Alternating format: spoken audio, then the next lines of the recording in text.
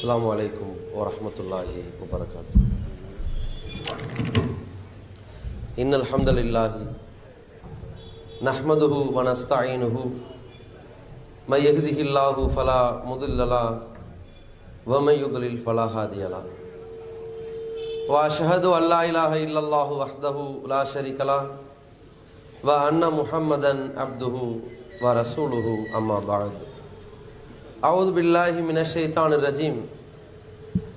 فبشر عباد الذين يستمعون القول ويتبعون أحسنا أولئك الذين هداهم الله وأولئك هم أولو الألباب. கண்ணியத்திற்குரிய பெரியோர்களே, தாய்மார்களே, சகோதர சகோதரிகளே, இறை செய்தியே இஸ்லாத்தின் ஆதாரம் என்கிற தலைப்பிலே அல்லாஹ்விடமிருந்து இறக்கி அருளப்பெற்ற திருமறை குர்ஆனும் நபிகள் நாயகம் ஸல்லல்லாஹு அலைஹி வஸல்லம் அவர்களுடைய இஸ்லாமிய போதனைகளும் தான் இஸ்லாத்தின் மூல ஆதாரங்கள். இதை தவிர்த்து பெரியோர்கள், ஆலிம்சாக்கள், முன்னோர்கள், நபி காலத்திலே வாழ்ந்த நபியின் தோழர்கள், அவர்களுக்கு அடுத்த தலைமுறையிலே வாழ்ந்தவர்கள், இவர்கள் திருமறை குர்ஆனுக்கும் நபி ஸல்லல்லாஹு அலைஹி வஸல்லம் அவர்களுடைய பொன்மொழிகளுக்கும் சுயமாக கொடுத்திருக்கின்ற விளக்கங்கள் இஸ்லாமாக இருக்காது, அது இஸ்லாத்திற்கு சம்பந்தப்பட்டது கிடையாது. குர்ஆனுக்கும் நபி ஸல்லல்லாஹு அலைஹி வஸல்லம் அவர்களுடைய வழிகாட்டுதல்களுக்கும் கூடுதல் விளக்கம் என்ற பெயரால் குர்ஆனில் இல்லாத, குர்ஆனுடைய வசனங்களுக்கு பொருந்தாத, ஹதீஸில் இல்லாத புதிய பல கருத்துக்களை இந்த உலகத்திலே யார் சொன்னாலும் அது இஸ்லாம் ஆகாது என்பதுதான் தமிழ்நாடு தௌஹீத் ஜமாஅத்தினுடைய நிலைப்பாடு. இந்த கொள்கையை அடிப்படையாக கொண்டு நாம் பிரச்சாரம் செய்கிற பொழுது இதற்கு எதிராக களமிறங்கக்கூடியவர்கள், குறிப்பாக மதுஹபுவாதிகள், குர்ஆன் ஹதீஸ் 4 இமாம்களில் ஒருவரை நாம் பின்பற்றுவது என்கிற கொள்கையில் இருப்பவர்கள். இமாம் ஷாஃபி ரஹ்மத்துல்லாஹி அலைஹி அவர்கள் எந்த கொள்கையை எங்களுக்கு சொன்னார்களோ, எந்த வழியிலே நடந்தார்களோ அதுபோன்று நாங்கள் செயல்படுவோம் என்று சொல்பவர்கள். இமாம் அபு ஹனீஃபா ரஹ்மத்துல்லாஹி அலைஹி அவர்களுடைய புரிதலுக்கு ஏற்ப நாங்கள் இந்த மார்க்கத்தை பின்பற்றுகிறோம் என்று பேசுபவர்கள். இந்த மதுஹபுவாதிகளும் சஹாபாக்கள் நபிகளாருடைய பொன்மொழிகளை எப்படி புரிந்து கொண்டார்கள், அதற்கு ஒவ்வொருவரும் எந்தெந்த மாதிரியான விளக்கங்களை கொடுத்திருக்கிறார்கள், அந்த விளக்கங்களை நாங்கள் பின்பற்றுகிறோம் என்று சொல்லுகிற சூனிய நம்பிக்கையை சார்ந்தவர்கள். இந்த 2 சாராருமே தமிழ்நாடு தௌஹீத் ஜமாஅத்தினுடைய இந்த அடிப்படை கொள்கை விஷயத்திலே வேறுபடுகிறார்கள், மாறுபடுகிறார்கள்.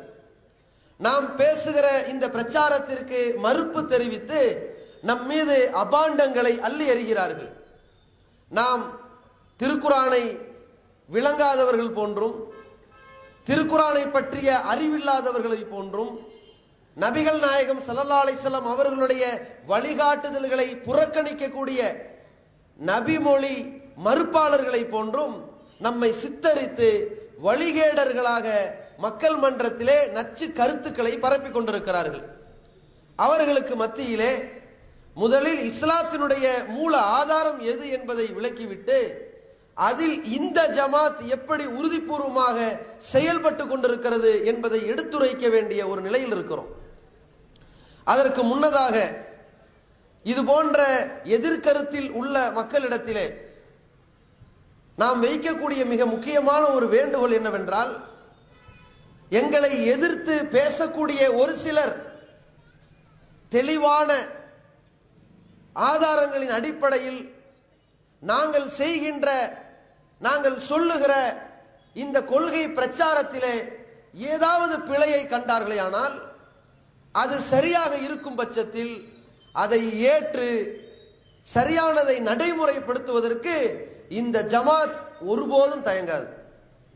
அதே நேரத்திலே குறுமதியாளர்களாக நாங்கள் என்ன சொல்கிறோம் என்பதையே உள்வாங்காமல், நாங்கள் எந்த ஆதாரங்களின்படி பேசுகிறோம் என்றே விளங்கிக் கொள்ளாமல், போகிற போக்கிலே எங்களுக்கு எதிராக அவதூறு சொல்ல வேண்டும் என்றும், எங்களை பற்றிய தவறான சித்திரத்தை உருவாக்க வேண்டும் என்றும், மக்கள் மன்றத்திலே இருக்கின்ற எல்லா அமைப்புகளும் வெறுமனே லெட்டர் பேடுகளாக இருக்கிற பொழுது, இருக்கின்ற அமைப்புகள் எல்லாம் நேரத்திற்கு தகுந்தவாறு ஒரு அறிக்கையை மட்டும் விட்டுவிட்டு போகிறார்கள், அங்கே மக்கள் சக்தி இல்லை, என்ன சொன்னாலும் மக்கள் குழும்ப மறுக்கிறார்கள் என்று வருகிற பொழுது, எல்லா கட்டங்களிலும், எல்லா போராட்டங்களிலும், எல்லா கூட்டங்களிலும் ஒரு பிரம்மாண்டமான கூட்டம் இந்த தலைமையை நம்பி போகிறார்களே, இதை சிதறடிக்க வேண்டும் என்பதற்காக எங்களை பற்றி ஒன்றும் அறியாமல், எங்களுடைய கொள்கையை பற்றி, அதற்கு நாங்கள் வைக்கின்ற சான்றுகளை பற்றி புரிந்து கொள்ளாமல்,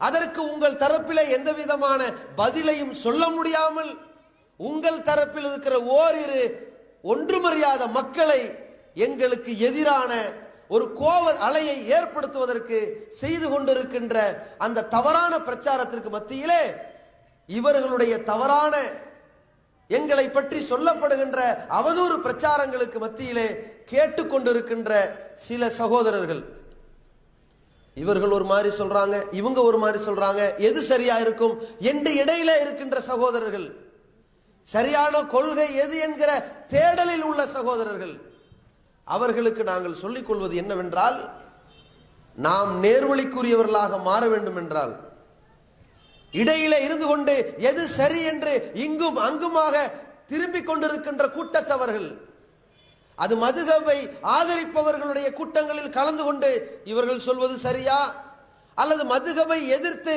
மார்க்கத்தை நிலைநிறுத்துகிற இந்த கூட்டத்தில் கலந்து இவர்கள் சொல்வது சரியா, குர்ஆன் சுன்னாவை மட்டும் பின்பற்ற வேண்டும் என்று சொல்லுகிற நம்முடைய பிரச்சார கூட்டத்தில் கலந்து கொண்டு இவர்கள் சொல்வது சரியா, அல்லது ஏகோபித்த சஹாபாக்கள் மார்க்கம் என்ற பெயரில் எதை சொல்லி இருந்தாலும் அதுவும் மார்க்கம் தான் என்று சொல்பவர்கள் சொல்வது சரியா என்று அங்கே இங்கே என்று அலாதியாக இருக்கக்கூடியவர்கள் எது சரியான வழி என்று கண்டறிய விரும்பினால், அவர்களுக்கு நேர்வழி கிடைக்க வேண்டும் என்றால், அவர் அறிவுபூர்வமான ஒரு முடிவெடுக்க வேண்டும் என்றால், அல்லாஹ் சொல்லுகின்ற ஒரு அறிவுரையை கேளுங்கள்.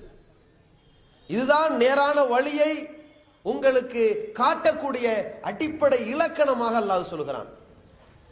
ஃபபஷ்ஷிர இபாதில்லதீன யஸ்தமிஉனல் கவுல், சொல்லப்படுகின்ற விஷயங்களை செவிதாழ்த்தி கேட்டு, வயத்தபியூன அஹ்ஸனா, அதில் மிகச் சரியானதை மிக அழகானதை பின்பற்றுகிறார்களே, அவர்களுக்கு நற்செய்தி சொல்லுங்கள் என்று அல்லாஹ் சொல்கிறான். உலாயிக அல்லதீன ஹதாஹுமுல்லாஹு, அவர்களுக்குத்தான் அல்லாஹ் நேர்வழி காட்டுவான் என்றும் சொல்கிறான். வ உலாயிக ஹும் உலுல் அல்பாப், அவர்கள்தான் அறிவுடைய மக்கள் என்பதையும் அல்லாஹ் சொல்கிறான். இந்த வசனத்தில் அல்லாஹ் மூன்று முக்கியமான விஷயத்தை சொல்கின்றான். சொல்லப்படுகின்ற கருத்துக்களை முதலில் உள்வாங்குங்கள், அதிலே சரியானதை ஏற்று நடந்து கொள்ளுங்கள்.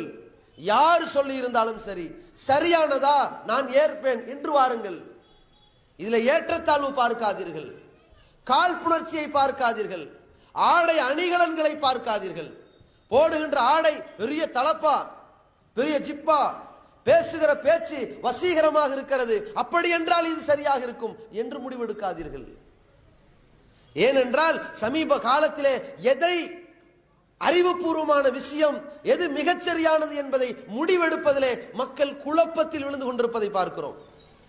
சமீபத்தில் ஃபேஸ்புக் முகநூல்ல பரவி கொண்டிருக்கின்ற ஒரு போட்டோ. சென்ற வாரம் தூத்துக்குடி மாவட்டம் உடன்குடியில் சகோதரர் பிஜே அவர்கள் ஒரு இஸ்லாம் ஒரு இணைய மார்க்கம் நிகழ்ச்சியில் கலந்துக்கிட்டாங்க. பிற மத அன்பர்களுக்கு கேள்வி பதில் நிகழ்ச்சி. அந்த நிகழ்ச்சிக்கு பிறகு அதில் பிற சமுதாயத்தை, இந்து சமுதாயத்தை சேர்ந்த சகோதரர் சகோதரர் பிஜே அவர்களை ஒரு நட்பு ரீதியாக சந்தித்து நின்று ஒரு போட்டோ அது பரவுது. பரவன மாத்திரத்தில் கேரளாவில் ஒரு 1 நம்பர் ஃப்ராட் இருக்கான் ஒருத்தன். அந்த ஆள் எப்படிப்பட்ட ஆள்னா, நபிகள் நாயகத்தினுடைய முடி என்று சொல்லி, நபிகளாருடைய முடியை முக்கி தரன்னு சொல்லி தண்ணீரை வியாபாரம் செய்கிற ஒரு ஆள். கொஞ்ச நாள் கழிச்சு என்ன பண்ணிட்டாரு? ஷேரு முபாரக்கு நபிகளாருடைய புண்ணியமான முடி பட்ட தண்ணீர் குடிங்கன்னு கொடுத்தார்.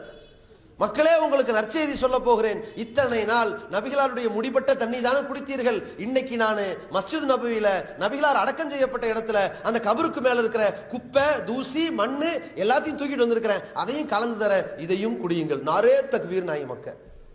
எதை குடிக்க சொல்லி இருக்கிறான்? இது இஸ்லாத்துல இருக்குதா? அறிவு வேணா, எது நஜீஸ்னு எது சுத்தம்னு கூட வித்தியாசம் வேணா. நாரே தக்பீர் நாங்க. அவரு செக்க செவேன் இருப்பார். அந்த அலிம்சா அவரு போட்டோவும் போட்டு பிஜேவுடைய போட்டோ பார்த்தீர்களா? நேர்வழி பெற்றவர்களின் முகத்தை பாருங்கள். யாரு? அவர் வெள்ளை வெளியேறு இருந்தாராம், அவர் நேர்வழியாம். இவர் கருப்பா இருக்கிறதுனால வழிகேடர்கள். இவருடைய முகத்தை பார்த்தீர்களா? நாங்க கொஞ்சமாவது அறிவு வேண்டாம்? நிறத்தை வைத்துத்தான் நேர்வழி என்று அல்லாஹ் சொல்லி இருக்கிறானா? அவர்கள் யாரை குறை சொல்கிறார்கள்? சொல்ல வேண்டியது பிஜேவை குத்துமதிப்பு பண்ணி கேவலப்படுத்தணும் என்பதுதான் அவருடைய நிலை. ஆனால் என்ன ஓட்டம்? இதே பிஜே அவர்கள் கருப்பா இருக்கிறாங்கன்னு சொல்லி இழிவுபடுத்த நினைக்கிறார்களே. பிலால் ரலியல்லாஹு அவர்கள் சிவப்பாவா இருந்தாங்க. அல்லாஹ் ரப்புல் ஆலமீன் முகத்தை பார்க்க மாட்டான், நிறத்தை பார்க்க மாட்டான், உள்ளத்தை பார்ப்பான். எந்த பிலால் ரலியல்லாஹு அவர்கள் கருத்தவராக இருந்தாரோ அந்த பிலால் ரலியல்லாஹு அவர்களை பற்றி நபிகள் பெருமகனார் சொன்னார்கள், பிலாலே, உன்னுடைய காலடி ஓசையை சுவனத்திலே நான் கேட்டேன் என்றார்கள். எந்த அரபுலக தேசத்துல வெள்ள விளையாடுன்னு செக்க செவேன்னு அபு லகப் இருந்தானோ அந்த அபு லகபை பத்தி அல்லாஹ் சொல்கிறான், தப்பத்தி எதா அபி லகபி மத்தப்பு. அபு லகபுடைய 2 கையும் நாசமா போட்டும் அவனும் நாசமா போவான்னா. வெள்ளையா தானே இருந்தான், செக்க செவேன்னு தானே இருந்தான். அவன் ஏன் இழிவுபட்டான்? செய்த செயல் மோசம். பிலால் ரலியல்லாஹு அன்ஹு கருப்பா தானே இருந்தாங்க. அவர்களுடைய காலடி ஓசையன் சூனத்தில் கேட்கிறது, செய்த செயல்கள் கரெக்டா இருக்கிறது. அல்லாஹ் அதைத்தான் பார்ப்பான். இவர்களுடைய பாஷையில கண்ணங்கரேன் இருக்கிறவனெல்லாம் இழிவானவர்கள் என்று சொன்னால் எத்தியோப்பியா நாட்டில் இருக்கிற அவ்வளவு பேர் நரகவாசிகள். இவங்க பாஷையில வெள்ள விளையாண்டு இருக்கிறவங்க நேர்வழி பெற்றான்னு சொன்னா ட்ரம்ப்பை தான் கொண்டு வந்து இவங்களுக்கு வைக்கணும். ஆலிம்சாவா டொனால்டு ட்ரம்ப் வச்சுக்க, அவன் தான் இவங்களோட வெள்ளையா இருப்பான்.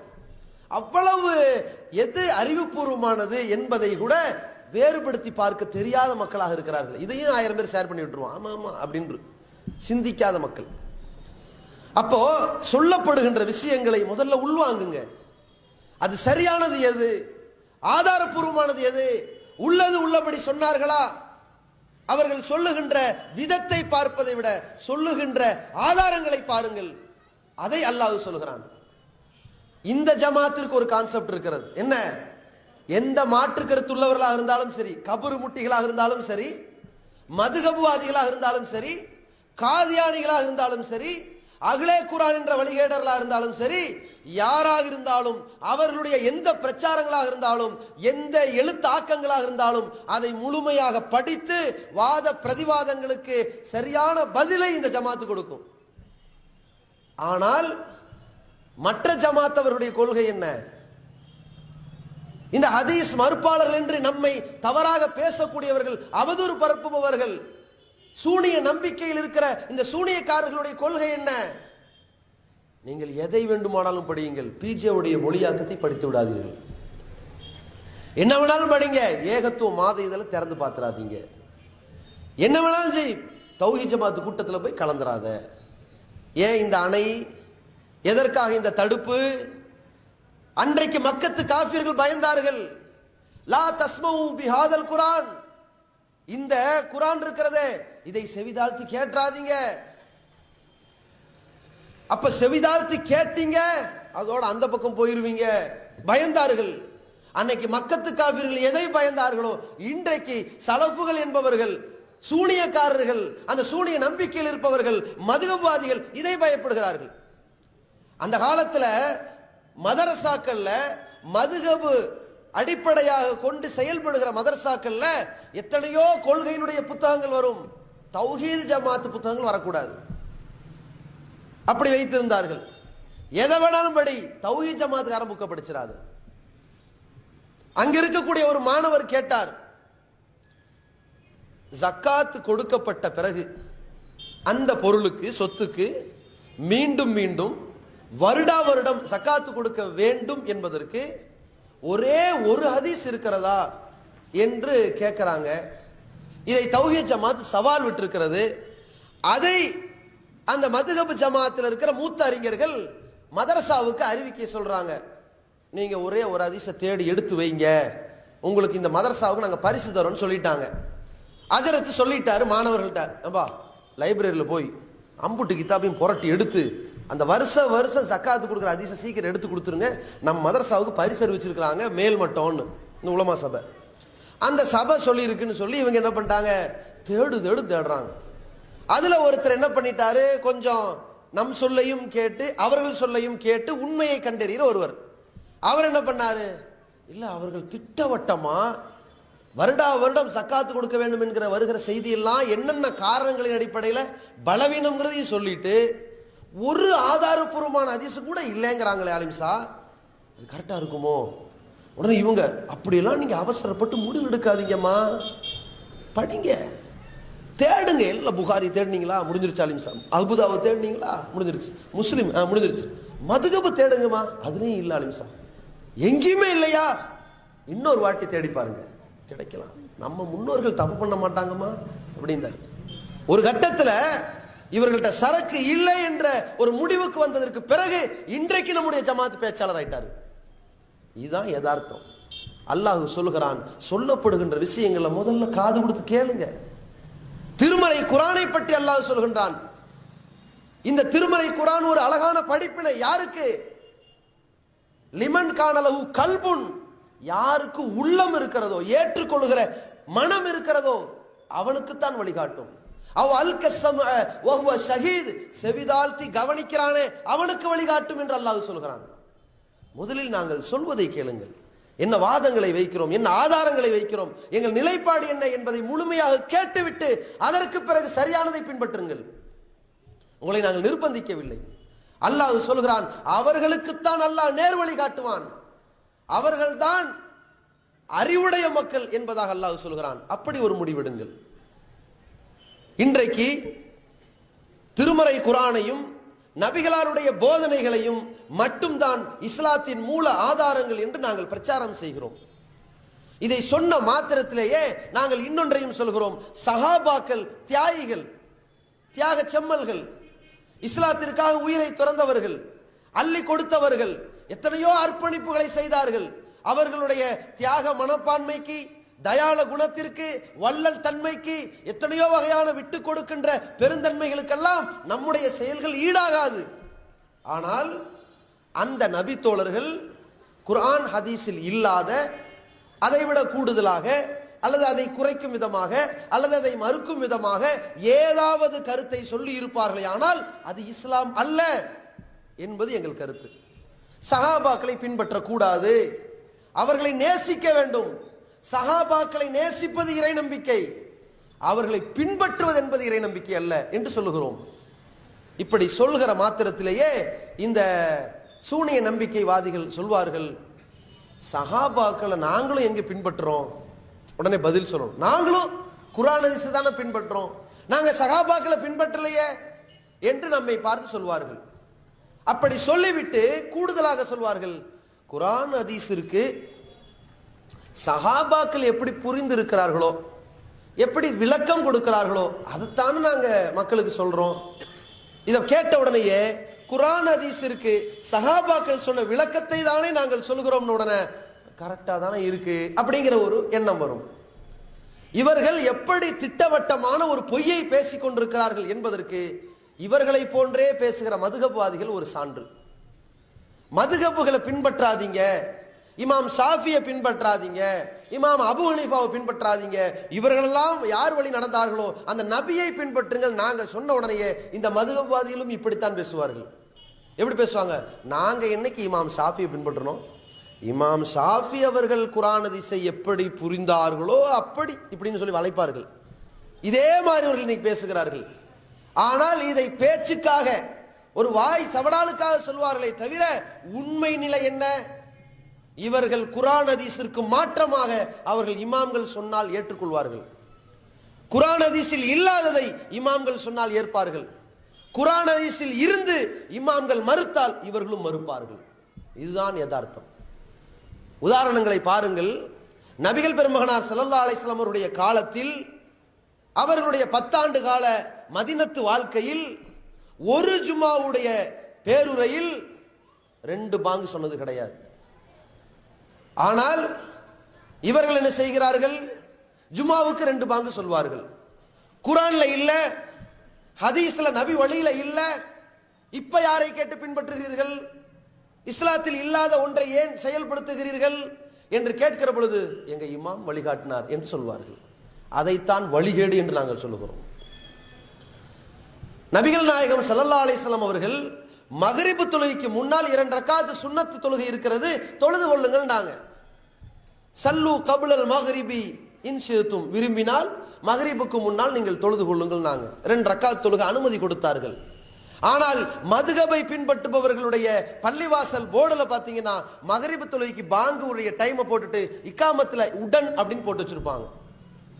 என்ன உடன்? எந்த தொழுகையும் கிடையாது, உடனே மக்ரிப் தொழுகை நிறைவேற்றி ஆகணும், இப்படி போட்டிருப்பாங்க. நபி ஸல்லல்லாஹு அலைஹி வஸல்லம் சொல்லி இருக்கிறார்களே, சொன்னதை ஏன் விட்டீர்கள்? எங்க இமாம்கள் விட்டு விட்டார்கள், எனவே விட்டோம். நபிகளார் செய்யவில்லையே, செய்யாததை நீங்கள் ஏன் 2 ஜும்மா ஓதுகிறீர்கள்? பாங்கு 2 ஜும்மா, ஒரு ஜும்மால 2 பாங்கு, அது எங்க இமாம் செய்திருக்கிறார், செய்கிறோம். இவர்கள் எப்படி குர்ஆன் ஹதீஸை தாண்டி இமாம் என்கிற ஒரு தனி மனிதருக்கு மார்க்க அதிகாரத்தை கொடுத்தார்களோ அதே போல இந்த சூனிய நம்பிக்கைவாதிகள் சஹாபாக்களுக்கு வைக்கிறார்கள். ஏதாவது ஒரு சட்டத்தை பற்றி கேள்வி கேளுங்க மதுகப்வாதிகள்கிட்ட, அவர்கள் என்ன சொல்வார்கள்?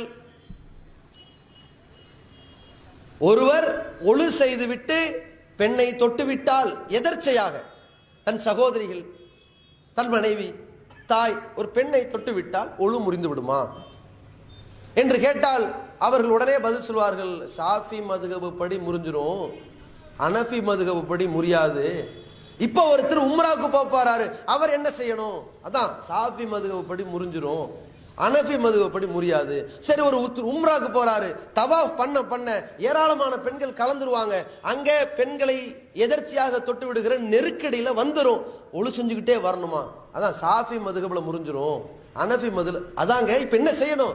ஒரு ஷாஃபி மதுகபுக்காரரு உம்ராவுக்கு போக விரும்புறாரு, அது பிளைட்ல ஏறும்போது ஹனஃபிக்கு மதம் மாறிடணும், அப்புறம் எல்லாத்தையும் ஜோலியை முடிச்சுட்டு ரிட்டர்ன் வரும்போது பழையபடி ஷாஃபியா மாறிடணும். இந்த மாதிரி ஒரு நிலையில் இருக்கிறார்களே, இதுதான் குர்ஆன் ஹதீஸை இவர்கள் புரிந்து நீங்க பின்பற்றீங்களா? இதைத்தான் வழிகேடு நாங்க சொல்றோம். இதே போலத்தான் இன்றைக்கு சலஃபுகள் என்று சொல்பவர்கள், பேர் என்ன? சலஃபு சாலிஹ்னா என்னது? அந்த சஹாபாக்கள் எந்த மார்க்கத்தை ஏற்றார்களோ, அந்த சஹாபாக்கள் எப்படி தியாகம் செய்தார்களோ அதுபோன்று நாங்கள் தியாகம் செய்வோம் என்பதல்ல. அவர்கள் எதை பின்பற்றினார்களோ, அவர்கள் எதற்கு எப்படி எப்படியெல்லாம் விளக்கம் கொடுத்திருக்கிறார்களோ அந்த விளக்கத்தை நாங்கள் ஏற்போம் என்பதுதான் இவருடைய கொள்கை. சூனிய நம்பிக்கையில் இருக்கக்கூடிய இவர்களுடைய பிரச்சாரத்தில் இவர்கள் எந்த சவுதி அரேபியாவிற்கு சர்டிபிகேட் கொடுக்கிறார்களோ அங்கே பல பள்ளிவாசல்கள்ல 2 பாங்கு சொல்லப்படுகிறது ஜும்மாவுல. ஏன்? அது ஒரு பெருசா தப்பெல்லாம் ஒன்றும் கிடையாது, உஸ்மான்லாம் காலத்தில் செஞ்சிருப்பாங்க, செய்யறோம், இதில் என்ன தப்பு? போவார்கள். அது பகிரங்க வழிகேடு என்று சொல்வார்களா? குர்ஆன்ல இல்ல, ஹதீஸ்ல இல்ல, சஹாபாக்கள் புரிந்து கொண்டார்கள் என்றால் இது மார்க்கம் என்று சொல்கிறீர்களே, இது மார்க்கமா? 2 பாங்கு எப்படி ஏற்கிறீர்கள்? அப்பொழுது பட்டவர்த்தனமாக அவர்கள் சொல்வார்கள், எந்த சஹாபாக்களும் தவறான விளக்கம் கொடுத்ததே கிடையாது, அவர்கள் அத்தனை பேரும் சரியான விளக்கம் தான் கொடுத்திருக்கிறார்கள், அவர்கள் சொல்வது சரியாகத்தான் இருக்கும். ஏதாவது ஒரு ஃபத்வாவை கேட்டு பாருங்க, இது குறித்து பின்பஸ் இப்படி சொல்கிறார், இப்னு ஹஜர் அப்படி சொல்கிறார், இப்னு தைமியா இப்படி சொல்கிறார், இப்னு குத்தைபா அப்படி சொல்கிறார், ஆக மொத்தத்தில் அது விரும்பினால் செய்யலாம் இப்படிம்பாங்க. நபிகள் நாயகம் எப்படி சொன்னார்கள்? பதில் வராது. மீண்டும் பழையபடி இமாம் ஷாஃபி, இமாம் ஹனஃபி என்று மதுஹப் வாசலில் தள்ளிவிடக்கூடியவர்கள் தான் இந்த சூனிய நம்பிக்கைவாதிகள். நாங்கள் சொல்லுகிறோம், இவர்கள் அனைவரும் எதை பின்பற்ற வேண்டும் என்றால் அல்லாஹ்விடமிருந்து இறங்கியது மட்டும்தான் அல்லாஹ்விடத்தில் ஒப்புக்கொள்ளப்படும். நாளை மறுமை நாளில் ஒரு மனிதன் தன்னுடைய அமல்களோடு வருகிறான், தொழுகையோடு வருகிறான், நோன்போடு வருகிறான், ஜக்காத்தோடு வருகிறான், ஹஜ்ஜோடு வருகிறான், இத்தனை கிரியைகளையும் படைத்தவனுக்காக செய்திருக்கிறான், இத்தனை கிரியைகளையும் நபி சொன்னார்கள் என்று செய்திருக்கின்றான், இத்தனை கிரியைகளையும் அல்லாஹ் சொல்லிக் கொடுத்தான் என்ற அடிப்படையில் செய்திருக்கிறான். அல்லாஹ் அதை ஏற்றுக்கொள்ள வேண்டும் என்றால் அல்லாஹ் சொல்லி தந்தது போன்று இருந்தால்தான் அது ஏற்றுக்கொள்ளப்படும், இல்லை என்றால் ஒருபோதும் ஏற்றுக்கொள்ளப்படாது. அப்ப அல்லாஹ் ரப்புல் ஆலமீன் மனித குலத்திற்கு ஒரு வழிகாட்டியாக சொல்கின்றான், அல்லாஹ்விடம் இருந்து இறங்கியதுதான் உங்களுக்கு நேர்வழி, அதை மட்டும்தான் நீங்கள் பின்பற்ற வேண்டும். இதை சொல்கிறான். எந்த அளவிற்கு இவர்கள் சொல்வார்கள், இன்னைக்கு தமிழகத்திலே தௌஹீது பிரச்சாரம் செய்கிற இந்த தௌஹீத் ஜமாத்தினரை விட அரேபியாவிலே யூனிவர்சிட்டியில் படித்தவர்கள், மதீனாவிலே பெரிய பெரிய கல்விமான்கள், எத்தனையோ அறிஞர்கள், அவர்களுக்கு தெரியாததா இவர்களுக்கு தெரிந்து விட்டது என்று பேசுவார்கள். அரபு புலமையை பற்றி பேசுவார்கள். ஒன்றை தெளிவாக புரிந்து கொள்ளுங்கள், அரபு புலமை இல்ல, உலகத்தில் அத்தனை விஷயங்களையும் ஒருவன் தெரிந்திருந்தாலும் அல்லாஹ் இறக்கியது மட்டும்தான் மார்க்கமாகும், அவருடைய கண்டுபிடிப்பு மார்க்கமாகாது. உலகத்திலே மனிதன் இதுவரை கண்ட பொருட்கள், இன்னைக்கு காண்கின்ற பொருட்கள், இனியும் காணவிருக்கும் அனைத்து பொருட்களுக்குமான பெயர், எல்லா மொழிகளிலும் உள்ள பெயர்கள் ஆதம் நபிக்கு தெரியும். அல்லாஹ் ரப்புல் ஆலமீன் ஆதம் அலைஹிஸ்ஸலாம் கற்றுக் கொடுத்து விட்டான். அல்லம ஆதமல் அஸ்மா குல்லஹா, ஆதம் நபிக்கு எல்லா பொருட்களுடைய பெயர்களையும் சொல்லிக் கொடுத்தான். எனவே ஆதம் மார்க்கம் என்றால் என்ன என்று அவரே முடிவெடுக்க அதிகாரம் இருக்கிறதா? சட்டதிட்டங்களை தீர்மானிக்கிற அதிகாரம் இருக்கிறதா? அந்த ஆதம் அலைஹிஸ்ஸலாம் அவர்களுக்கு அனைத்தையும் சொல்லிக் கொடுத்த இறைவன் இந்த பூமியிலே அனுப்புகிற பொழுது சொன்னான், இம்மா எழுத்தி அன்னக்கும் மின்னி ஹுதன், உங்களுக்கு என் புறத்திலிருந்து தான் நேர்வழி வரும். அந்த நேர்வழியை ஃபமன் தபிய ஹுதாய, என்னுடைய நேர்வழியை யார் பின்பற்றுகிறாரோ ஃபலா ஹவுஃபுன் அலைஹிம் வலா ஹும் யஹ்ஸனூன், அவர்களுக்கு பயம் இல்லை, கவலை இல்லை என்று சொல்கிறான். ஆதம் நபி அனைத்தையும் அறிந்துவிட்ட கற்றறிந்த ஆதம் அலைஹிஸ்ஸலாம் அவர்கள் கூட அல்லாஹ்விடமிருந்து செய்தியை பெற்றுத்தான் மார்க்கத்தை சொல்ல முடியும். அதே போன்று நமக்கும் அல்லாஹ் சொல்கிறான், நீங்கள் எதை பின்பற்ற வேண்டும், எதன் வழியில் நடக்க வேண்டும் என்றால், இத்தபியு மா உன்சில இலைக்கும் மிர் ரப்பிக்கும், உங்கள் இறைவன் புறத்திலிருந்து எது இறக்கப்பட்டதோ அதை பின்பற்றுங்கள். நீங்க மார்க்கம்னு ஒன்ன பின்பற்றுவதா இருந்தா ஒரே ஒரு அளவுகோல், யார் எதை வேண்டாலும் சொல்லட்டும், எந்த அலிம்சா வேண்டாலும் சொல்லட்டும், அது இறைவன் இறக்கி வைத்த செய்தியில் உள்ளதா ஏத்துக்குங்க. இறைவன் இறக்கி வைத்த செய்தியில் இல்லையா தூக்கி போட்டு போய்கிட்டே இருங்க. யார் சொன்னாலும் இதுதான், நாங்கள் சொல்வதும் இதுதான். அப்ப அல்லாஹ் ரப்புல் ஆலமீன் சொல்கின்றான், அல்லாஹ்விடமிருந்து இறக்கி அருளப்பட்டதை பின்பற்றுங்கள். வலா தத்தபியு மின் தூனிஹி அவுலியா, அதை விட்டு வேறு யாரையும் எந்த பொறுப்பாளர்களையும் நீங்கள் பின்பற்றாதீர்கள். கலீலம்மா ததக்கரும், ஒருவேளை நீங்கள் அப்படி செய்தால் குறைவாக சிந்திக்கிறீர்கள்.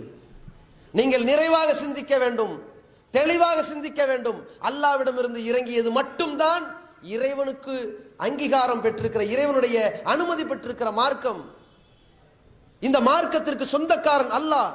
அலா லில்லாஹி தீனுல் காலிஸ், இந்த பரிசுத்தமான மார்க்கம் அல்லாஹ்வுக்கு சொந்தமானது. அது எப்படி இருக்க வேண்டும் என்ற வடிவமைப்பு அல்லாஹ்வுக்கு சொந்தமானது. அது எப்படி மக்கள் செயல்முறைப்படுத்த வேண்டும் என்று சொல்பவன் அல்லாஹ்வாக இருக்கிறான்.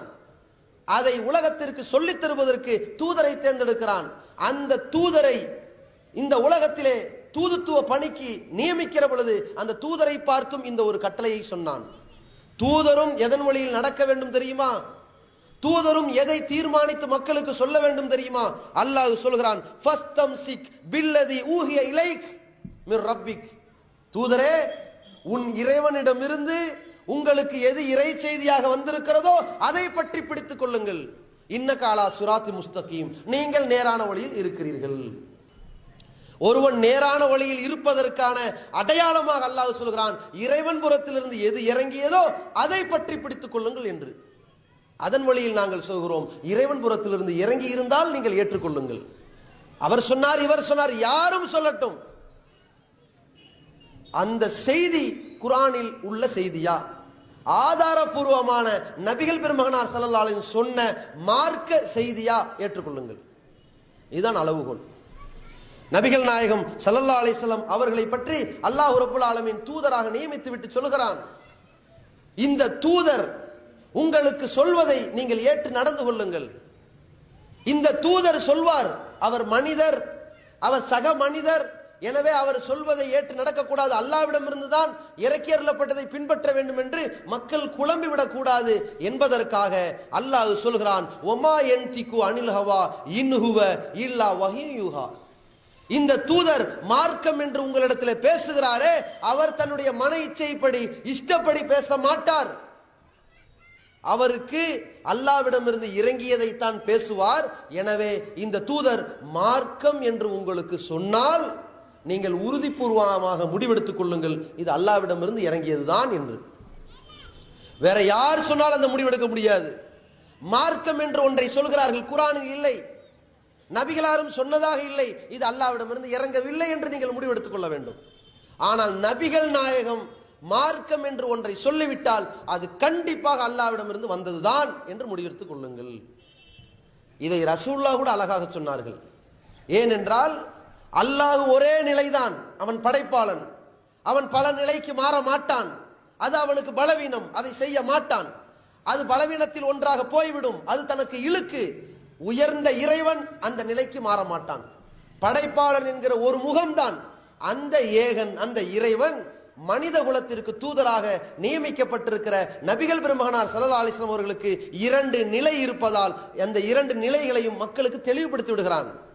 இந்த தூதர் மார்க்கம் என்று சொல்வார், அப்பொழுது என்னிடமிருந்து பெற்றுதான் பேசுகிறார், ஏற்றுக்கொள்ளுங்கள். அவர் அவராக சொல்வார், அப்பொழுது அவர் ஒரு மனிதராக சொல்கிறார், அதை நீங்கள் உங்கள் விருப்பப்படி நடந்து கொள்ளுங்கள், ஏற்றுக்கொள்ள தேவையில்லை. இதை எப்படி புரிந்து கொள்ளலாம்? ஒரு கட்டத்தில் மதீனாவுல நபிகள் நாயகம் ஸல்லல்லாஹு அலைஹி வஸல்லம் பேரிச்ச மரங்களை மகரந்த சேர்க்கை இணைப்பு கட்டி பேரிச்ச பழங்களை விளைச்சலுக்காக வேண்டி அன்சாரிகள் ஏற்பாடு செய்து கொண்டிருக்கிறார்கள். ரசூலுல்லாஹ்வுக்கு அது பிடிக்கல. இப்படியா செய்றீங்க, ஜோடி போட்டு அந்த மரங்களை சேர்த்து வைக்கிறீங்களா இப்படின்னு பார்த்தாங்க, வேணாண்டாங்க. அப்ப சஹாபாக்கள் ஏதாவது பிரிச்சுட்டாங்க. பிரிச்சதுக்கு பிறகு விளைச்சல் குறைஞ்சிருச்சு. அப்ப ஏன் விளைச்சல் குறைஞ்சிருச்சுன்னு கேட்டாங்க. சஹாபாக்கள் சொன்னாங்க, நீங்க தானே அப்படி சொன்னீங்க, இப்படி சேர்க்க வேணாண்டு, அதனால விட்டுட்டோம். அவர்கள் அதை மார்க்க கட்டளை என்று நினைத்து செய்தார்கள்.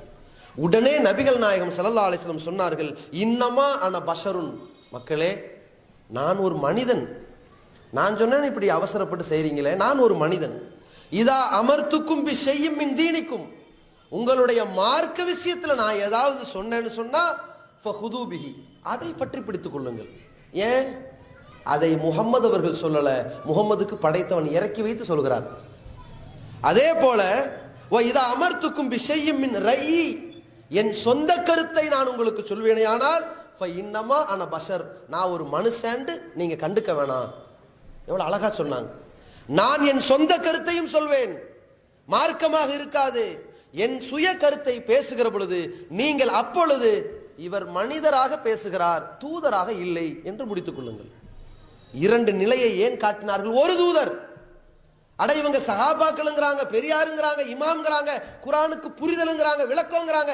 ஒரு தூதர் 2 நிலையில் இருக்கிறார். நான் மனிதனாக இருந்தால் என் கருத்தை ஏற்காதே, உன் விருப்பம், அது மார்க்கம் அல்ல.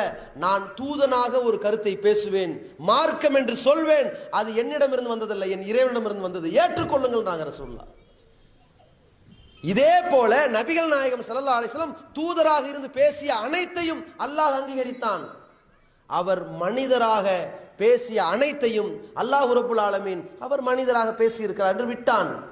ஒரு சில நேரங்களில் அவர் மனிதராக பேசிய சில கருத்துக்கள் குர்ஆனுக்கே முரண்படுகிறது என்று வருகிற பொழுது, அல்லாஹ் இறக்கி வைத்திருக்கிற இறை செய்திக்கே மாற்றமாக வருகிற பொழுது உடனே நபியை சரி செய்கிறான். ஏன்? இறைவனிலிருந்து வருவதுதான் மார்க்கம், அதற்கு மாற்றமாக யாரும் மார்க்கத்தை சொல்வதற்கு அதிகாரம் இல்லை. எந்த அளவிற்கு?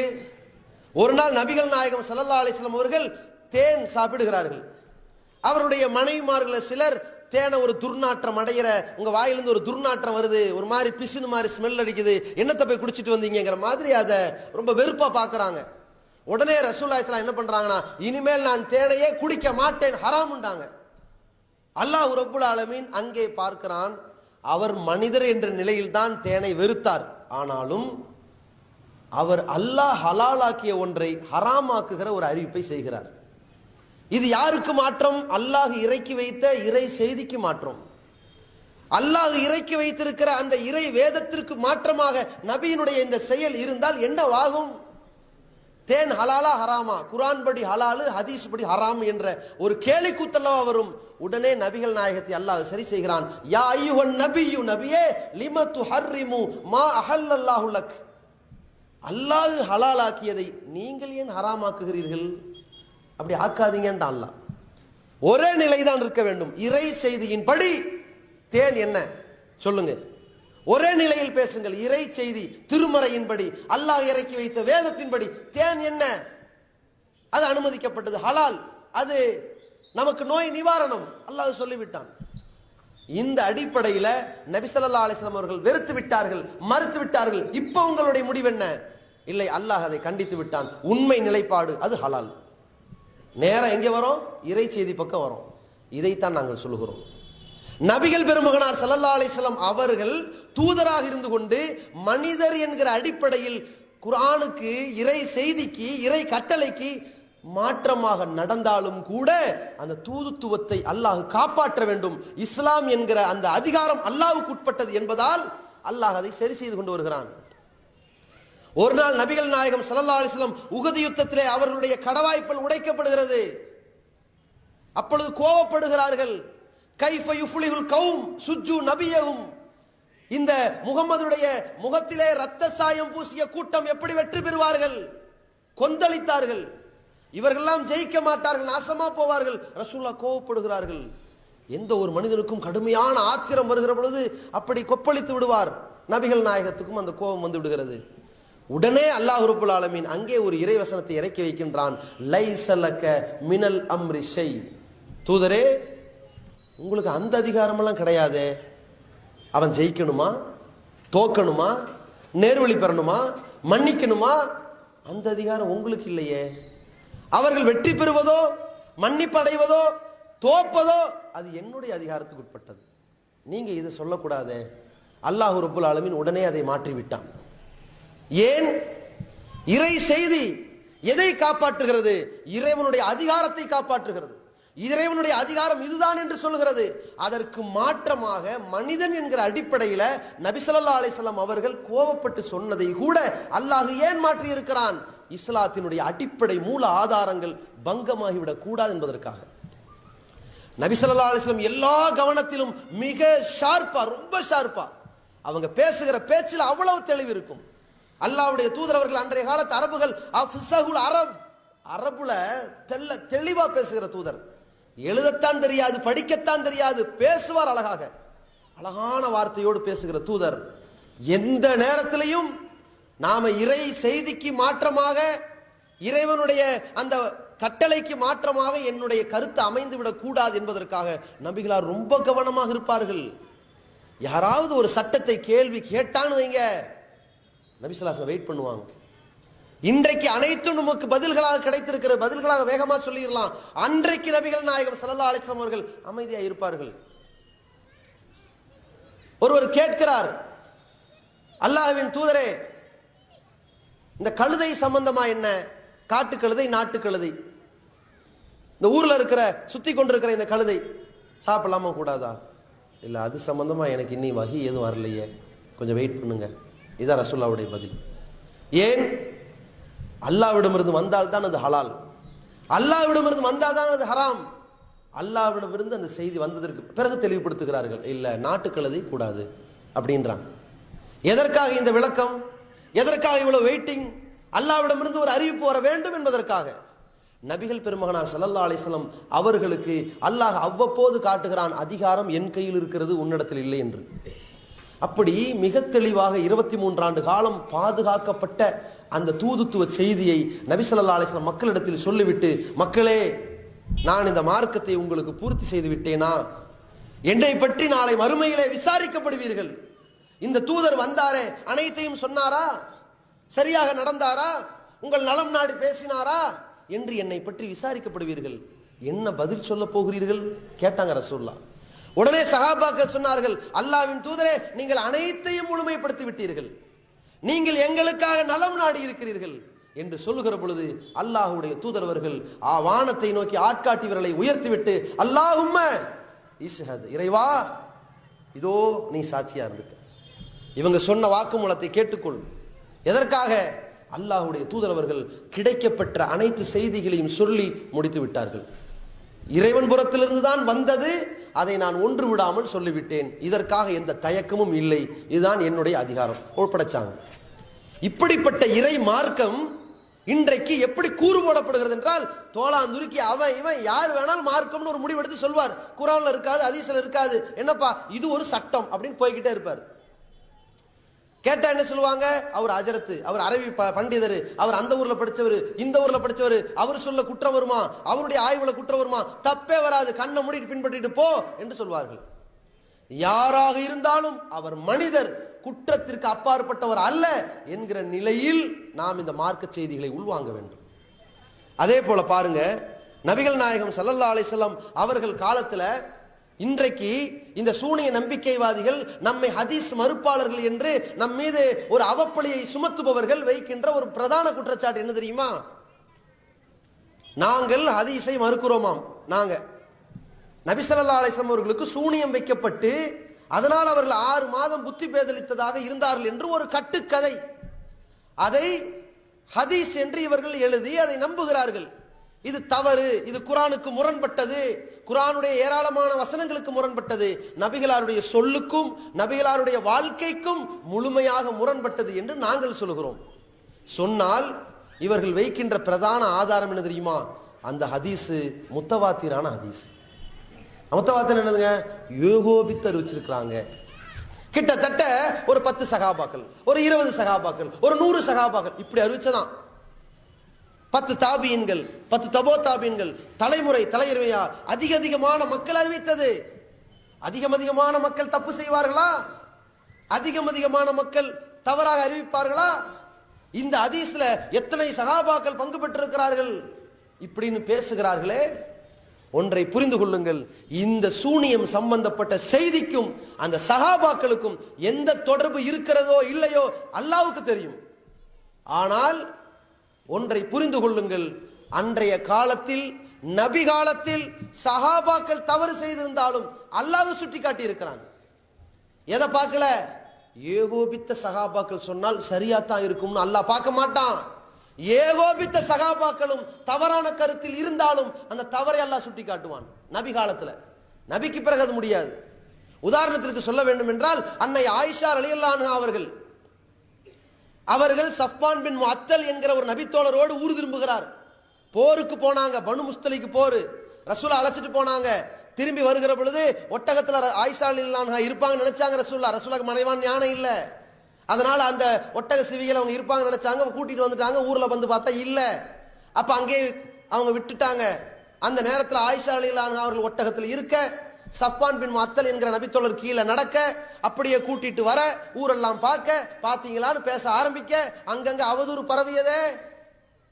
ஆயிஷா ரலியல்லாஹு அன்ஹா அவர்களையும் அந்த சஃப்வான் பின் முஅத்தலையும் இணைத்து பேசி ஊர் மக்கள் கதையை ஜோடித்தார்களே. அல்லாஹ் சொல்கிறான், யார் ஜோடித்தது? யூதர்களா? நசாராக்களா? நயவஞ்சகர்களோடு கைகோர்த்து கொண்டு, நயவஞ்சகர்கள் யார் என்று தெரியாது, ஆனாலும் சில நயவஞ்சகர்கள் பேசுகிற பொழுது அவர்களோடு சேர்ந்து சில நபி தோழர்கள் பேசினார்களே. இன்னல்லதீன ஜாஊ பில் இஃப்கி உஸ்பத்தும் மின்கும், அல்லாஹ் சொல்கிறான், உங்களில் இந்த அவதூறை கொண்டு வந்தவர்கள் யார்? உங்களில் உள்ளவர்கள் தானே, உங்களில் உள்ள சாரார்கள் தானே.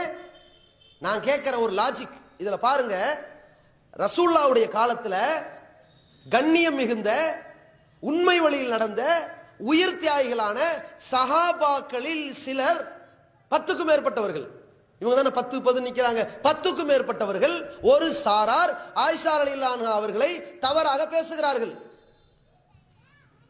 ஏகோபித்த சஹாபாக்கள் சொல்லியிருந்தா அது உண்மைதான் அப்படின்னு சொல்ல முடியுமா?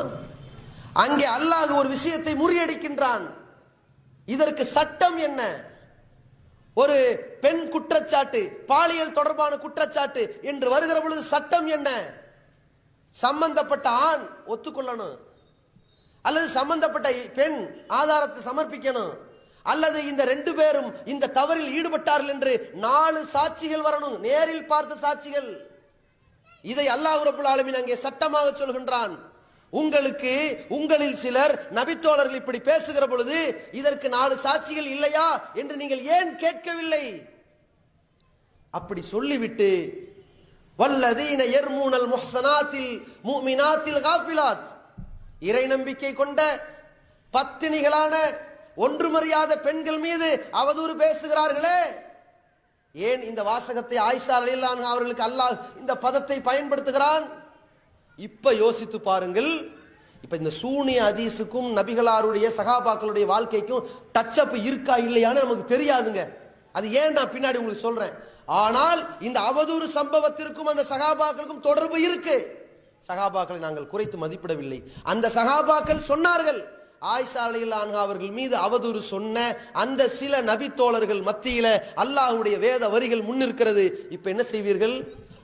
10க்கும் மேற்பட்ட சஹாபாக்கள் சொன்னால் கரெக்டா தான் இருக்கணும் என்று இதை ஏற்பதா, அல்லது அத்தனை பேருக்கும் பதிலடியாக அல்லாஹ் ஒரு வசனத்தை இறக்கி வைத்து இது அவதூறு என்றானே அதை ஏற்பதா? அந்த குர்ஆன் வசனத்தை அல்லவா ஏற்க வேண்டும். அதன் அடிப்படையிலே நாங்கள் சொல்கிறோம், நீங்கள் எத்தனை செய்திகளை நபிகளாரின் பெயரால் கொண்டு வந்தாலும் அதை இறை செய்தி என்று ஏற்று அதற்காக எங்கள் வாழ்க்கையை அர்ப்பணிக்க நாங்கள் தயார். ஆனால் அது ஆதாரபூர்வமானதாக, சங்கிலி தொடர் சரியானதாக, திருமறை வசனங்களுக்கு முரண்படாததாக இருக்க வேண்டும். அதற்கு மாற்றமாக திருக்குர்ஆன் வசனம் இருந்தால் இந்த வகையைத்தான் நாங்கள் ஏற்போம். இதைத்தானே நாங்கள் சொல்லுகிறோம். இதை பாருங்க, இவர்கள் சொல்லுகிற பதில் என்ன? சஹாபாக்கள் அத்தனை பேரும் நேர்வழி பெற்றவர்கள், நாங்கள் மறுக்கல. ஆனால் அந்த அத்தனை பேரும் மார்க்கம் என்று குர்ஆன் ஹதீஸிற்கு மாற்றமாகவோ அதில் இல்லாததையோ ஒன்றை சொல்வார்களே, ஆனால் அது மார்க்கம் ஆகாது என்கிறோம். இதை சொன்ன உடனே இவங்க என்ன பண்ணுவாங்க தெரியுமா? பார்த்தீர்களா, சஹாபாக்கள் தப்பு செய்வார்களா? எவ்வளவு பெரிய தியாகிகள் அவர்கள், புரிந்த அளவிற்கு நீங்கள் புரிய முடியுமா என்றெல்லாம் பேசுவார்கள். ஒரு சின்ன சாம்பிள் பாருங்க. நாங்கள் சொல்வது குர்ஆன் ஹதீஸ்னு ஒரே வட்டத்தில் நில்லுங்க, அதற்கு கீழே இறங்கிறாதீங்க. சஹாபாக்கள் என்று எடுத்துக்கொண்டால் இப்னு அப்பாஸ் ரலியல்லாஹு அன்ஹு அவர்கள் ஒரு கட்டத்தில் முத்துஆ என்கிற திருமணம் செய்வது கூடுங்கிற கருத்துல சொல்றாரு. முத்துஆங்கிற திருமணம் என்ன? தவணை திருமணம், ஒரு அக்ரிமெண்ட் மாதிரி. இந்தா 3 மாசம் நான் நீ புருஷன் பொண்டாட்டியா வாழ்ந்துக்கலாம், கல்யாணம் பண்ணிட்டு 3 மாசம் முடிஞ்ச உடனே பிரிஞ்சிருது. இந்த மாதிரி முத்துஆ திருமணம் இருக்கிறதே, இந்த திருமணத்தை நபி ஸல்லல்லாஹு அலைஹி வஸல்லம் ஆரம்ப காலத்தில் இருந்ததை பிறகு தடை செய்தார்கள். ஆனால் இவர் என்ன பண்ணிட்டார்? இப்னு அப்பாஸ் ரலியல்லாஹு அன்ஹு அவர்கள் முத்தா திருமணம் இருக்குது, அனுமதிக்கப்பட்டதுன்னு சொன்னார். ஆனால் நபிகள் நாயகம் ஸல்லல்லாஹு அலைஹி வஸல்லம் தடை செய்தார்கள் என்று அலி ரலியல்லாஹு அன்ஹு அவர்கள் சொல்கிறார்கள். நீங்கள் எதை ஏற்பீர்கள்? அலி ரலியல்லாஹு அன்ஹு அவர்கள் சொல்வதை ஏற்பீர்கள். அப்ப இப்னு அப்பாஸ் என்ன பொய்யரா? அவரு நல்லதுதானே செய்வாரு. அப்ப இதுல என்ன சொல்ல வரீங்க? தவறுதலா சொல்லிட்டாரு, ஏன் தப்பு செஞ்சுட்டாருங்கிறீங்க. இப்ப இதை விட அதை ஏன் தூக்கி பிடிக்கிறீர்கள்? இல்ல இல்ல, அது இப்னு அப்பாஸுக்கு தெரியாம இருந்திருக்க வாய்ப்பு இருக்குது சொல்றீங்களா இல்லையா? அதே போல இன்னொரு சம்பவத்தை பாருங்கள். ஆயிஷா ரலியல்லாஹு அன்ஹா அவர்கள் சொல்கிறார்கள், லுஹா என்கிற ஒரு தொழுகை இருக்கிறது, முற்பகல் தொழுகை. காலையில சூரியன் கொஞ்சம் உச்சியில அப்படி எந்திரிச்ச பிறகு தொழுகிற ஒரு தொழுகை. அந்த லுஹா என்கிற தொழுகை இருக்கிறதே, இந்த தொழுகை பற்றி கேட்கிறார்கள். ஆயிஷா ரலியல்லாஹு அன்ஹா அவர்கள் பிதாத்துண்டாங்க, அப்படி தொழக்கூடாது, ரசூலா தொழுகலன்றாங்க. ஆனால் அபூ ஹுரைரா ரலியல்லாஹு அன்ஹு அவர்கள் சொல்றாங்க, அல்லாஹ்வுடைய தூதர் அவர்கள் லுஹா தொழுகையை எனக்கு வலியுறுத்தினார்கள், மாதந்தோறும் 3 நாள் நோன்பு வைப்பதை வலியுறுத்தினார்கள், வித்ரு தொழுகையை வலியுறுத்தினார்கள் என்று சொல்கிறார்களே, இப்பொழுது யாரை ஏற்பீர்கள்? ஆயிஷாவையா அபூ ஹுரைராவையா? அவர்கள் மனிதர்கள், அவர்களுக்கு கிடைத்ததை இவர் சொல்கிறார், இவர்களுக்கு கிடைத்ததை அவர் சொல்கிறார். இருந்ததில் யார் தகவலை பெற்றிருக்கிறாரோ இது சரியானது என்று ஏற்பது அறிவுடைமையா? அல்லது எல்லாரும் சரிதான், லுஹா இல்ல இருக்கா இல்லையா? அபூ ஹுரைரா அடிப்படையில் இருக்கு, ஆயிஷா அடிப்படையில் இல்ல. நீ என்ன சொல்ல போற மக்களுக்கு? இறை சட்டம் என்ன இருக்கா இல்லையா? ஒரு நிலை வேண்டுமா இல்லையா? இதைத்தான் நாங்கள் சொல்கிறோம். யாராக இருந்தாலும் தவறுக்கு அப்பாற்பட்டவர்கள் அல்ல, அல்லாஹ்விடமிருந்து இறக்கி அருளப்பட்டதா என்பதை திருமறையோடு உரசி பார்த்து நீங்கள் முடிவெடுங்கள். இந்த கூட்டத்திற்காக வேண்டி மிகுந்த பொருட்செலவு ஏற்பட்டிருக்கு, வாலி வசூலுக்காக வேண்டி வருவாங்க, அள்ளி கொடுங்க. அதே மாதிரி உமர் ரலியல்லாஹு அவர்கள், அந்த உமர் ரலியல்லாஹு அவர்கள் ஒரு மிகப்பெரிய தியாகி, இஸ்லாமிய வரலாறுல 2வது கலீஃபா. அந்த உமர் ரலியல்லாஹு அவர்கள் என்ன செய்கிறார்? ஒரே நேரத்தில் 3 தலாக்கு சொல்லக்கூடாது. ஒரு தலாக்கு விட்டு 3 மாத இடைவெளிக்கு பிறகு அடுத்த தலாக்கு விடலாம், அல்லது வாழ்க்கையை தொடரலாம். இப்படி இருக்கிற பொழுது ஒரே நேரத்தில் 3 தலாக்கு விட்டால் குடும்பம் பிரிந்துவிடும், மீண்டும் சேர முடியாது என்ற ஒரு சட்டத்தை உமர் ரலியல்லாஹு சொல்லி இருக்கிறார்களே, சட்டம் போட்டார்களே. இது குர்ஆன்ல இல்ல, குர்ஆனுக்கு மாற்றம், ஹதீஸுக்கு மாற்றம், அந்த முஸ்லிம் சமுதாயத்தினுடைய நடைமுறைக்கு மாற்றம். இப்பொழுது நீங்கள் என்ன செய்வீர்கள்? உமர் ரலியல்லாஹு அவர்கள் தப்பு செய்வார்களா? அவர் நேர்வழி பெற்றவர் இல்லையா? நபிகளாருடைய உற்ற தோழர் இல்லையா? ஏற்கத்தானே வேண்டும் என்று சொல்வீர்களா? அவர் மனிதன் என்கிற அடிப்படையில் தவறு செய்திருக்கிறார். நமக்கு இறை செய்திதான் இஸ்லாம். அதைத்தான் அல்லாஹ் கேட்பான், அதைத்தான் அல்லாஹ் முடிவெடுப்பான், அதைத்தான் நமக்கு வழிகாட்டி இருக்கின்றான். அதன்படிதான் நடக்க வேண்டும். அத்தியுல்லாஹ வ அத்தியுர் ரசூல், அல்லாஹ் கட்டுப்படுங்கள், அவன் தூதருக்கு கட்டுப்படுங்கள், இது மட்டும்தான் மார்க்கத்தில் இருக்கிறது என்றல்லவா நீங்கள் முடிவெடுக்க வேண்டும். அதே போல இந்த உமர் ரலியல்லாஹு அவர்கள் ஒரு கட்டத்தில் நபி ஸல்லல்லாஹு அலைஹி வஸல்லம் மரணிச்ச நேரத்தில் அல்லாஹ்வுடைய தூதர் மரணித்து விட்டார்கள் என்று அபூபக்கர் சித்திக் ரலியல்லாஹு அவர்கள் சொல்லும் வரைக்கும் உமர் என்ன முடிவில் இருந்தார்? ரசூலுல்லாஹ் மரணிக்கல என்றார். யாராவது ரசூலுல்லாஹ் மௌத்தா போயிட்டாங்க நீங்க தொலைச்சு விடுவோம் தொலைச்சுனாங்க. இப்ப என்ன நிலைப்பாடு? ரசூலுல்லாஹ் மௌத்தா ஆயிட்டாங்களா, உயிரோடு இருக்காங்களா? உமர் படி உயிரோடு இருக்கிறாங்க, தூங்கிட்டு இருக்காங்க. அபூபக்கர் படி மௌத்தா போயிட்டாங்க. உமர் படி அடக்கம் பண்ணக்கூடாது, அபூபக்கர் படி அடக்கம் பண்ணணும். சஹாபாக்கள் எந்த நிலை முடிவெடுப்பார்கள்? அல்லாஹ்வுடைய இறை வேதத்தை முன்னிலை வைத்து அபூபக்கர் சொல்வதை ஏற்பதா, உமர் சொல்வதை ஏற்பதாங்கிற ஒரு முடிவு வருகிறது. நல்லா புரிஞ்சுக்கங்க. உமர் ரலியல்லாஹு அவர்கள் அல்லாஹ்வுடைய தூதர் மரணிக்கலங்கிறாரு. அவருக்கும் ஆதரவாக பல சஹாபாக்கள் இருந்தார்கள். அபூபக்கர் அவர்கள் அல்லாஹ்வுடைய தூதர் மரணித்து விட்டார் என்றார்கள். ஆதரவாக சஹாபாக்கள் கிளம்பி வரல. ஆனால் இந்த சட்டத்தை, இந்த உண்மையை அங்கே பதிவு செய்வதற்கு உதவியாக இருந்தது இறை செய்தி. அல்லாஹ்வுடைய தூதர் அவர்களுக்கு அல்லாஹ் இறக்கி வைத்த இறை வசனத்தில் ஒன்றான அபூபக்கர் சித்திக் ரலியல்லாஹு அவர்கள் அந்த வசனத்தை ஓதுறாங்க. இன்னக மையித்துன் வ இன்னஹும் மையித்தூன், நபியே நீங்கள் மரணிக்க கூடியவர் தான். முடிஞ்சிருச்சு. அந்த வசனத்தை ஓதி காட்டி விட்டார்கள். அல்லாஹ்வுடைய தூதர் மரணிப்பவர்னு அல்லாஹ்வே சொல்லிட்டான்பா, நீங்கள் ஏன் அதை மறுக்கிறீர்கள்? ரசூலுல்லாஹ் மௌத்தாயிட்டாங்க அப்படின்னு சொன்ன அந்த இறை வசனத்தை கேட்ட மாத்திரத்தில் இறை செய்தி இதை சொல்கிறதா? உமர் தன்னை மாட்டிக்கொண்டார். இதிலிருந்து நாம் விளங்க வேண்டியது என்ன? ஏகோபித்த சகாபாக்கள் ஒரு நிலையில் இருந்தாலும் திருமறை வசனம் வந்தவுடனேயே அதை உரசி பார்க்கிற பொழுது நம் நிலையை மாற்றிக்கொள்ள வேண்டும் என்று மாற்றினார்களே, இதைத்தான் தௌஹீத் ஜமாத் சொல்கிறது. ஹதீஸ் என்று நீங்கள் எதை கேள்விப்பட்டாலும் அது குர்ஆன் வசனத்துக்கு உட்பட்டதா என்றால் ஏற்றுக்கொள்ளுங்கள். குர்ஆன் வசனங்களுக்கு மாற்றமாக இருந்தால் அதில் ஏதோ ஒரு குளறுபடி நடந்திருக்கிறது, இது நபிகளாருக்கு சம்பந்தம் இல்லை என்று தள்ளிவிடுங்கள். இது எதற்காக? ஹதீசுகளை இல்ல செல்லா காசாக்கி ஹதீசுகளை மறுத்து குர்ஆனை மறுத்து வழிகட்ட சமுதாயம் என்கிற சித்திரத்திற்கா? எதற்காக மறுக்கிறோம்? இது இஸ்லாத்தை இழிவுபடுத்தும், நபிகளாருக்கு சூனியம் வைக்கப்பட்டது என்கிற ஒரு நம்பிக்கை திருக்குர்ஆனுக்கு முரணாக, நபிகளாருடைய வாழ்க்கைக்கு முரணாக, நபிகளாருடைய வாழ்க்கையை டேமேஜ் பண்ணும் விதத்தில் இருக்கிறதே. என்ன முடிவெடுக்க வேண்டும்? அப்படி நடந்திருக்காதுங்க, யாரோ தப்பு பண்ணிட்டாங்க, என்னமோ இதுல மிஸ்டேக் நடந்திருக்கு என்றல்லவா நீங்கள் யோசிக்க வேண்டும். எங்களை பார்த்து ஹதீஸ் மறுப்பாளர் என்று சொல்கிறீர்களே, அதில் ஒரு நியாயம் இருக்கிறதா உங்களுக்கு? இந்த ஹதீஸ்ல இந்த சஹாபாக்களுடைய நிலைப்பாடுகளை பற்றி இன்னொரு சம்பவத்தை பாருங்க. சஹாபாக்கள் அனைவரும் சரியான நிலைப்பாட்டில் இருப்பார்கள் என்று சொல்கிறீர்களே, அவர்களும் மனிதர்கள் தான், மார்க்க சட்டங்கள்ல வேறுபடுவார்கள் என்பதற்கு ஒரு சம்பவம். உசாமா என்பவர் ஒரு யுத்தத்திற்கு போகிறார், ஹாலித் என்பவர் ஒரு யுத்தத்துக்கு போகிறார். அந்த ஹாலித் என்பவர் யுத்த களத்துல எதிரிகளை சந்திக்கிற பொழுது எதிரி என்ன செய்யறாரு? தன்னை காப்பாத்திக்கிறதுக்கு சபவுனா சபவுனா, நான் இஸ்லாத்தை ஏத்துக்கிறேன், இஸ்லாத்தை ஏத்துக்கிறேன், என்ன உற்றுப்பா கொன்றாதப்பான்னு கெஞ்சுறாரு. அந்த எதிரி கெஞ்சுகிற பொழுது, கதறுகிற பொழுது ஹாலித் என்ன பண்றாரு? போடா பொய் சொல்லாதரான்னு ஓங்கி போட்டார். அதோடு அவர் இறந்துட்டார். அல்லாஹ்வுடைய தூதரிடத்திலே ஹாலித் அவர்கள் தான் எடுத்துவிட்ட இந்த முடிவை பற்றி பேசுகிறார். நபி ஸல்லல்லாஹு அலைஹி வஸல்லம் கடுமையான கோபப்பட்டு கேட்டார்கள், ஹல்லா ஷகத்த கல்பஹு, ஏன்பா ஏன் அவசரப்பட்ட? அவர் இஸ்லாத்துக்கு வந்து விட்டேன்னாரே, நீ உள்ளத்தை பிளந்தாப்பா பார்த்த, ஏன் கொலை செய்தாய்?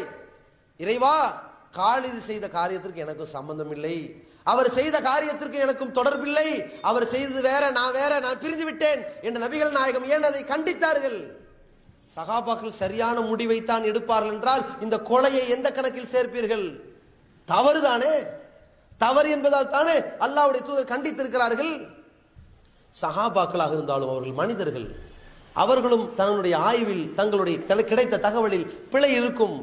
அது பிழையா சரியா என்பதை திருமறையை வைத்து ஏராளமான ஆதாரபூர்வமான ஹதீசுகளை வைத்து முடிவெடுங்கள், அது சரியாக இருக்கும் என்று நாங்கள் சொல்கிறோம். இப்ப பாருங்க, இந்த ஹதீஸுகளை முக்கியத்துவப்படுத்தி ஹதீஸில் வந்து விட்டது ஏற்றுக்கொள்ள வேண்டும், அது குர்ஆனுக்கு முரண்பட்டாலும் ஏற்றுக்கொள்ள வேண்டும் என்று போகிறார்களே, இவர்களுக்கு எது இஸ்லாத்தின் மிக முக்கியமான அடிப்படை என்றே மறந்து விட்டார்கள்.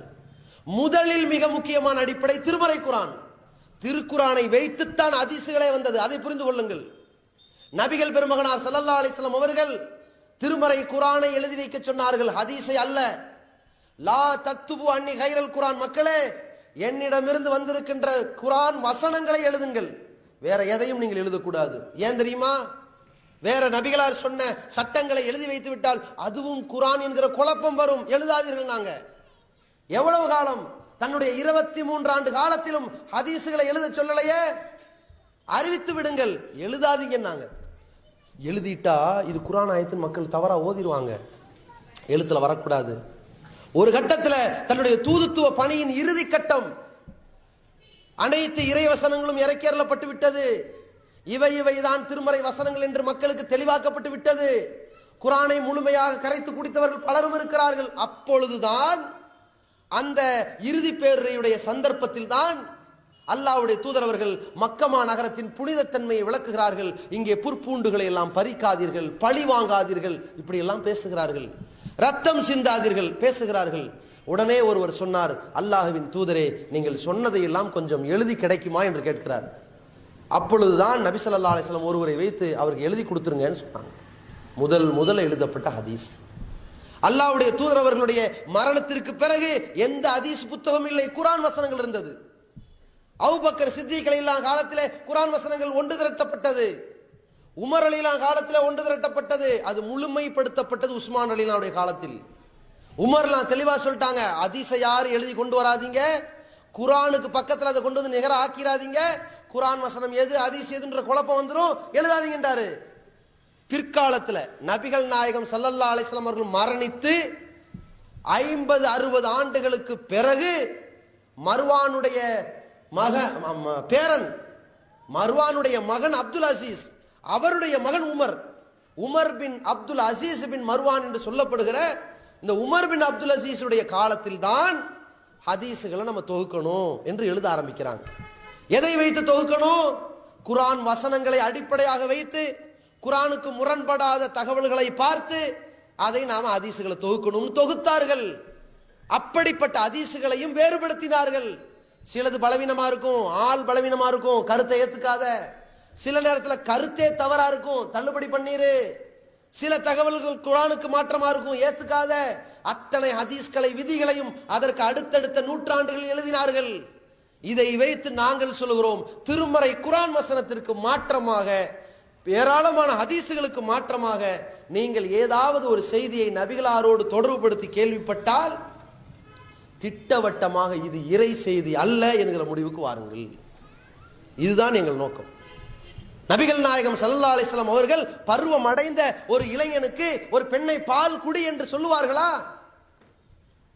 இதையும் கூட கொஞ்சம் கூட வெக்கம் இல்லாமல் ஆமாம் சொல்லி இருப்பார்கள் என்று பேசுபவர்கள், தன்னுடைய வீட்டில் வளர்கிற ஒரு ஆண் மகனை, ஒரு 18-20 வயதில் உள்ளவனை தன்னுடைய மனைவி இடத்துல நீ பாலை கொடுத்து விட்டு நீ மகன் ஆயிருப்பான்னு சொல்ல தயாரா? இல்ல, அது அந்த காலத்துக்கு மட்டும் பொறுத்தோன்றாங்க உடனே. இது எவ்வளவு கேவலமான ஒரு நிலை!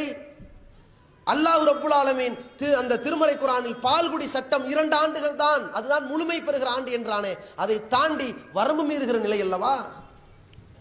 ஒரு பெண்மணி விபச்சாரம் செய்து விட்டேன் என்று வந்தார். அந்த பெண்மணியை பார்த்து ரசூலுல்லாஹ் சொன்னார்கள், நீ சுமந்திருக்கிற குழந்தையை பெற்று விட்டு வான்னாங்க. பெற்றுவிட்டு வந்தால் அந்த பெண்மணியை பார்த்து ரசூலுல்லாஹ் சொன்னாங்க, அதற்கு 2 ஆண்டு பால் குடிய முடிச்சிட்டு வான்னாங்க. அதோட முடிஞ்சு போச்சுன்னு அர்த்தம். பெரிய பிள்ளை ஆக்குறது இல்ல, 2 ஆண்டோட பால் குடிய முடிச்சிட்டு வான்னாங்க. முடிஞ்சது டைம். இதுவல்லவா பால்குடி சட்டம்? இவங்க பருவம் அடைந்தவருக்கு பால் கொடுக்கலாம் என்று நபிகளார் சொன்னார்கள் என்று நபிகளாரை கேவலப்படுத்துகிறீர்களே, இதற்கும் இறை வசனத்திற்கும் முரணாக இருக்கிறது, ஏராளமான ஹதீஸுகளுக்கு முரணாக இருக்கிறது. எனவே இதை நபிகளார் சொல்லி இருக்க மாட்டார்களே என்று நபிகளார் மீதுள்ள ஒழுக்கத்தையும் நேர்மையையும் அடிப்படையாக வைத்து நாங்கள் மறுத்தால் நாங்கள் வழிகேடர்களா? யோசிச்சு பாருங்க. நபிகள் நாயகம் ஸல்லல்லாஹு அலைஹி வஸல்லம் அவர்கள் கட்ட பஞ்சாயத்து செய்யல. ஆனால் ஹுசைமா என்ற ஒரு ஹதீஸ் தொடர்பாக நபி ஸல்லல்லாஹு அலைஹி வஸல்லம் அவர்களை பற்றி வருகிற செய்தியில் நபிகளார் கட்ட பஞ்சாயத்து செய்ததாக வருகிறது. இதை ஒரு கூட்டத்தில் நான் பயான்ல போற போக்கில் என்ன சொல்லிட்டேன்னா, நபிகளார் ஒரு ஆடு வாங்கிட்டு போனாங்கன்றேன். பார்த்தீர்களா, அந்த ஹதீஸ்ல குதிரைன்னு தான் வருது, இஸ்தரா ஃபர்சன் தான் வருது, இப்தா ஃபர்சன் குதிரையத்தான் வாங்கினாங்கன்னு வருது, ஆடு என்று சொல்லிவிட்டார்கள். பார்த்தீர்களாம்னாங்க. இதுல விவாதமா அதுல என்ன வந்துச்சுன்னு நாங்க அதுல ஆடுன்னு வந்துருச்சு எனவே குர்ஆனுக்கு முரண்னு சொன்னோமா, அல்லது குதிரைன்னு வந்துச்சுங்கிறனால குர்ஆனுக்கு முரண்னு சொன்னோமா? பேச்சாதா? ஆனா ஒரு டங் ஸ்லிப்ல இத ஒரு விவாதத்தில் வேற கேட்கறாங்க. சகோதரர் ரஹ்மத்துல்லாஹ் அவர்கள் அது குதிரையை ஆடு என்று சொல்லிவிட்டார்கள்னு வேகத்தில் சொல்றாங்க. அது எப்படி ஒட்டகத்தை ஆடு என்று சொல்லலாம்டார் அவரு. நம்மள சொல்றாங்களா, ஏய் நீ முதல்ல குதிரைன்னு சொல்றா, குதிரை நானே மறந்துட்டேன் சகோதரர்களே, இப்படிதான் நீயே மறந்து விட்டாய். இல்ல, இதுதான் உசூல். மனிதன் மறதியாளன், மனிதன் தவறு செய்வான். எனவே குர்ஆனுக்கு முரண்படுகிற செய்திகளை சொல்கிறீர்களே, இதில் ஏதோ ஒரு தவறு நடந்திருக்கிறது, இதுதான் உசூல். அதுல பேச்சு ரசூலுல்லாஹ் ஆடு வாங்கினதா, ஒட்டகம் வாங்கினதா, குதிரை வாங்கினதா, என்ன நடந்தது? அந்த கிராமவாசி கேட்கிறார், முகமதே நீங்க வாங்கிக்கிறீங்களா, இன்னொரு ஆள்கிட்ட விற்கலாமான்னு கேட்கிறாரு. அப்ப ரசூலுல்லாஹ் ஒருவேளை அது ஹதீஸா இருந்தால் நபிகளாருடைய நேர்மைக்கு பங்கம் விளைவிக்காத வகையில் ரசூலுல்லாஹ் சொல்லியிருப்பாங்க, இல்லப்பா நானே வாங்கிக்கிறேன் என்று சொல்வார்கள். ஆனால் எப்படி வருகிறது, நான் தான் உன்கிட்ட வாங்கிட்டேனேப்பா. நபிகளார் பணத்தை எடுப்பதற்கு தான் போகிறார்கள், கிரயத்தை எடுத்து வருவதற்கு தான் போகிறார்கள். ஆனால் நான் தான் உன்னிடத்தில் விலை பேசி விட்டேனே, அப்படி இருக்கும் பொழுது நீ எப்படி மற்றவன்ட்ட கொடுக்கலாம் என்று நபிகளார் கேட்டார்களாம். உடனே அவர் சொன்னாராம், இல்ல நீங்க விலையே பேசல அப்படின்னு. இல்ல நான் விலை பேசிட்டேன் அப்படின்னு சொன்னாங்களாம். உடனே இடையில குசைமாங்கிற ஒரு சஹாபி வந்தாராம், இல்ல அல்லாஹ்வின் தூதரே நீங்க விலை பேசுனீங்க அப்படின்றாராம், நான் பார்த்தேன்டாராம். அதுக்கு பிறகு அந்த குசைமாட்ட ரசூலுல்லாஹ் கேட்டாங்களா, நீ என்ன பார்க்காமலே பார்த்தேன்னு சொல்றியப்பா, நடந்ததுல இல்ல நீங்க சரியாத்தான் சொல்லுவீங்க அப்படின்னாராம். உடனே ரசூலுல்லாஹ் சொன்னாங்களாம், குசைமா என்பவர் 2 சாட்சிக்கு சமம்ட்டாங்களாம். 2 சாட்சி வேணும்ல, ஒரு ஆளு 2 சாட்சிக்கு சமம்ட்டாங்களாம். இப்படி ஒரு செய்தி வருகிறது.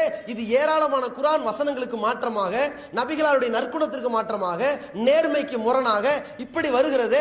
ஏன் இதை ஏற்கிறீர்கள் என்று கேட்டால், ஆடா ஒட்டகமா குதிரையான்னு பேசிட்டு இருக்கிறாங்க. நீங்கள் அதில் வாதத்தை வையுங்கள், எந்த அடிப்படையில் குர்ஆனுக்கு முரண்படாம அந்த ஹதீஸை விளங்கிக்கலாம்னு சொல்லுங்க.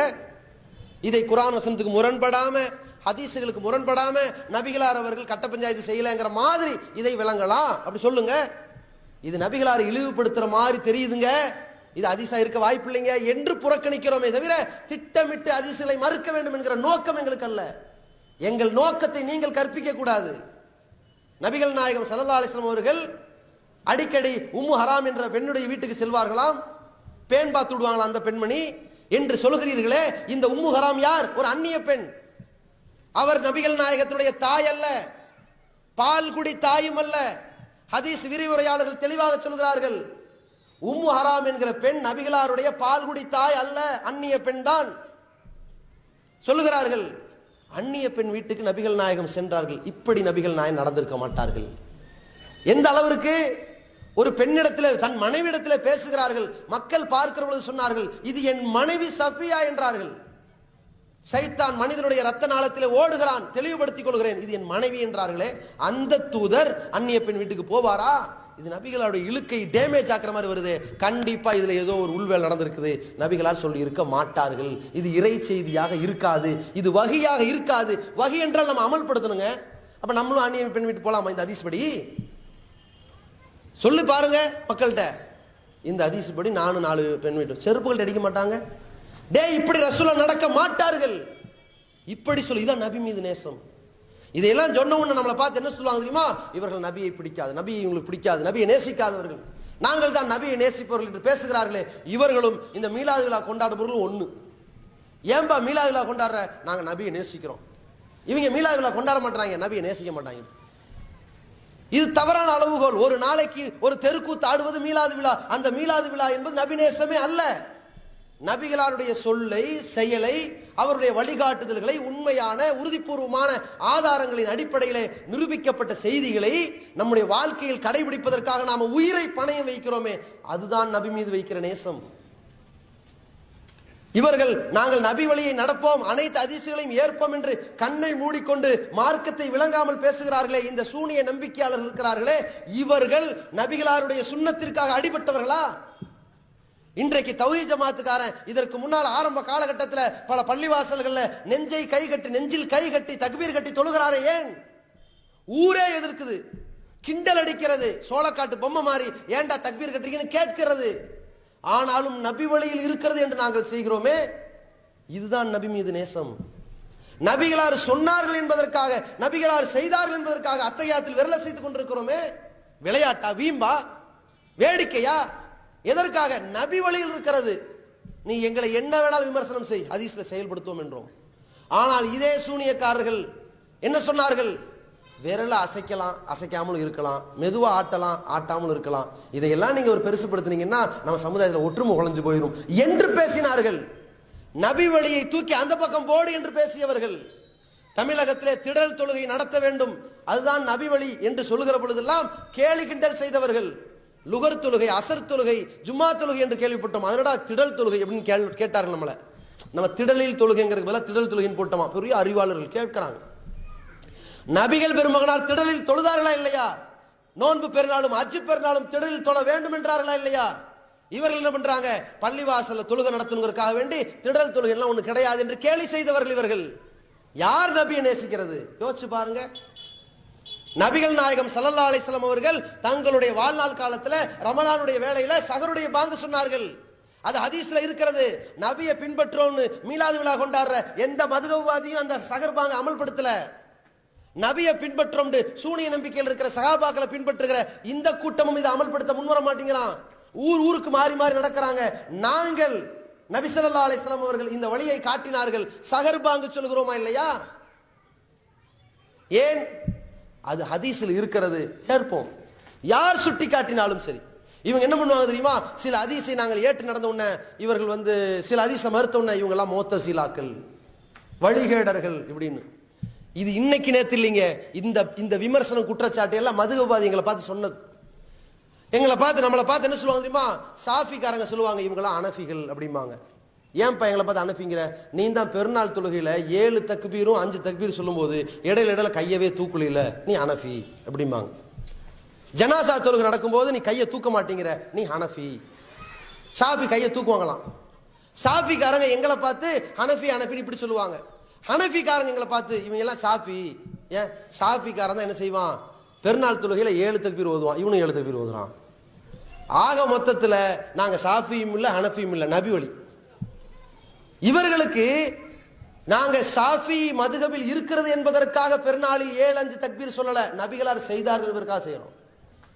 நாங்கள் ஹனஃபி மதுகபில ஜனாசா தொழுகையில கையை உயர்த்த மாட்டார்கள் என்பதற்காக நாங்க உயர்த்தாம இருக்கல, நபிகளார் உயர்த்தவில்லை என்பதற்காக நாங்க உயர்த்தல.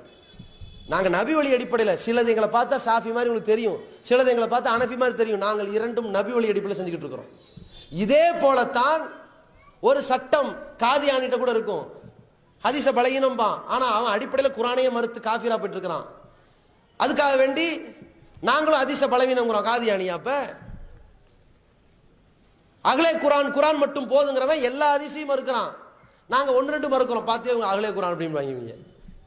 நீங்கள் ஒரு செயலை, ஒரு சொல்லை ஆதாரங்களின் படி பாருங்கள், ஒரு சாராரோட இணைக்காதீங்க. தர்காவனைகள் நம்மளை பார்த்து சொல்லுவார்கள் இவர்களெல்லாம் யூதர்கள் அப்படின்னாங்க. என்னப்பா சொல்ற? அவர்கள் ஒரு கையில தான் ஷேக் ஹேண்ட் பண்ணுவாங்க, நீங்களும் ஒரு கையில கொடு. நபிகளார் காட்டி தந்த வழிப்பா இதுன்னு ஆதாரத்தை நம்ம சொன்னோம். உண்மையிலேயே யூதன் சொல்றான், ஒன்னத்தான் யூதன் சொல்லணும். ஏன்? அவன் தான் இறந்து போனவனுக்கு அடக்கஸ்தலம் கட்டி வழிபட்டுக்கிட்டு இருந்தான், நீ அதை செஞ்சுக்கிட்டு இருக்கிற.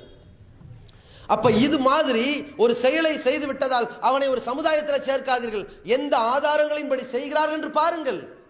இந்த நபி வழிக்காக வேண்டி ஒவ்வொரு சுண்ணத்தையும் நிறைவேற்ற வேண்டும் என்பதற்காக வேண்டி உயிரை பணயம் வைத்து பணி செய்து கொண்டிருக்கிற இந்த ஜமாத், யாருடைய விமர்சனத்திற்கும் அஞ்சாமல் களத்தில் இறங்குற ஜமாத். பர்மாவிலே, ரோஹிங்கியாவிலே முஸ்லிம்கள் அழிக்கப்படுகிறார்கள். திட்டமிட்டு அமெரிக்காவுடைய சதி செயல். அங்கே பெட்ரோல் கிணறை சூறையாடி ரோஹிங்கியாவை தொடை தெரிய வேண்டும், அந்த சைனாக்காரனை விரட்ட வேண்டும் என்கிற பலதரப்பட்ட அரசியலை அடிப்படையாக கொண்டு அங்கே ரோஹிங்கிய முஸ்லிம்களுக்கு எதிரான அங்கே ஆங் சாங் சூக்கியினுடைய அந்த நரவேட்டை தொடர்ந்து கொண்டிருக்கிற பொழுது அந்த கவலையிலே முஸ்லிம் சமுதாயம் எல்லாம் குனூத்தே நாசிலா என்று ஓதுங்கள்.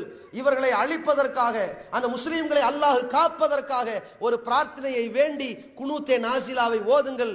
இத்தனை ஆண்டுகள் கழித்து இந்த நடைமுறையை நாம் நபி வழியாக மக்களுக்கு சொல்கிறோம். ஏன்? சில சகோதரர்கள் சுட்டி காட்டுகிறார்கள், இப்படி ஒரு ஹதீஸ் இருக்கிறதே, நபிகளார் காலத்தில் அழிக்கப்பட்ட முஸ்லிம் சமுதாயத்திற்காக நபிகளார் இப்படி குனூத் ஓதி இருக்கிறார்களே, 5 வேளையிலும் ஓதி இருக்கிறார்களே, இது போன்று நாம் ஓதினால் என்ன கேட்டார்கள். ஹதீசுகளை பார்க்கிறோம், ஒப்பிடுகிறோம், மிகச் சரியான வழியாக இருக்கிறது, அறிவித்தோம். ஹதீஸை பின்பற்றுகிறோம் என்று பேசுகிற சூனியவாதிகள் செய்தீர்களா? சவுதிக்காரன் எதையோ அழுது 1 மணி நேரம் கேட்டா பின்னாடி போய் கையை நீட்டுபவர்கள் இங்கே கேட்டீர்களா? என்ன நபி வழி வேஷம் போடுறீங்க? நாங்கள் ஹதீஸ்ல இருக்குதுன்னு நீங்க எங்களுக்கு நிரூபிச்சு காட்டுங்க, குர்ஆனுக்கு முரண்படாம எங்களுக்கு புரிய வைங்க, நாங்கள் ஏத்துக்கிறோம். எங்களுக்கு உங்களுக்கு வேற எந்த பிரச்சனையும் கிடையாது. நீங்களும் ஒரு சில கருத்துக்கள் மக்களுக்கு நல்லது சொல்றீங்க, நாங்கள் மறுக்கல, எங்களுக்கு புரிய வைங்க. இந்த அந்த ஹதீஸ் இப்படிலாம் குர்ஆனுக்கு முரணா இருக்குதுங்க, அல்லாஹ்வுடைய தூதருடைய கேரக்டருக்கு முரணா இருக்குதுங்க, எனவே இதை சொல்லி இஸ்லாத்தை இழிவுபடுத்திடாதீங்க என்று சொல்கிறோம். நீங்க அது முரண்படாம எங்களுக்கு புரிய வைங்க, ஏத்துக்கிறோம். முரண்பட்டால் நீங்க அதிலிருந்து விலகி வாங்க, உங்களை நாங்க ஏத்துக்கிறோம். இதுதான் எங்கள் நிலைப்பாடு. இஸ்லாத்தினுடைய அடிப்படை மூலாதாரங்களாக திருமறை குர்ஆன் அல்லாஹ்விடமிருந்து இறங்கியது பட்டவர்த்தனமான சான்றாக இருக்கிறது. அந்த திருமறை குர்ஆனுடைய ஒரு விளக்கமாக நபிகளாருடைய வழிகாட்டுதல் இருக்கிறது. அதை ஆதாரப்பூர்வமாக குர்ஆனுக்கு முரண்படாத வகையில் அதை ஏற்று நடக்க வேண்டும் என்பதுதான் எங்கள் நிலைப்பாடு. இந்த அடிப்படையில் தான் இந்த ஜமாத் செயல்பட்டு கொண்டிருக்கிறது.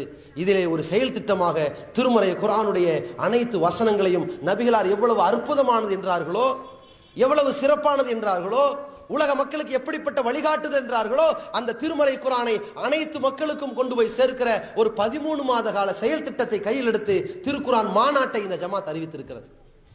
அனைவரும் திருமறை குர்ஆனை ஓதி படிக்க வேண்டும். திருமறை குர்ஆன் இந்த தமிழகத்திலே 50 ஆண்டுகளுக்கு முன்னால் மொழியாக்கம் செய்யப்பட்டது. அதனுடைய விளைவு இன்றைக்கு தர்கா வழிபாடு சுக்குநூறாக தரைமட்டமாக்கப்பட்டு கொண்டிருக்கிறது. பிதஅத்தான காரியங்கள் ஒளிந்து கொண்டிருக்கிறது. மூட நம்பிக்கையிலிருந்து மக்கள் நேர்வழியை நோக்கி பயணிக்கிறார்கள். அனைவரும் சிந்தித்து நேர்வழியில் பக்கம் பயணிக்கிறார்கள். எனவே இந்த திருமறை வழிகாட்டுதல் தான் இவனுடைய வாழ்க்கையை தீர்மானிக்கிறது, மறுமையிலே சுவனத்தை இவனுக்கு பரிசாக பெற்றுத் தருகிறது.